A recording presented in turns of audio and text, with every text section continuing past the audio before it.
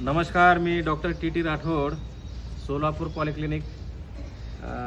9 महिन्याचा टॉयपॉम आहे आणि अचानक टेबलावरनं खाली जंप केला आणि त्याचे दोन्ही बोन्स ह्या समोरच्या पायाचे फ्रॅक्चर झालेले आहेत आणि कंप्लीट फ्रॅक्चर आहेत.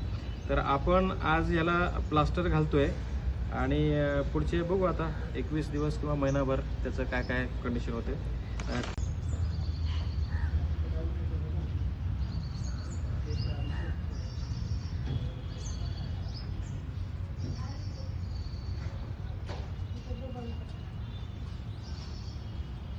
कोपरा घ्यायचा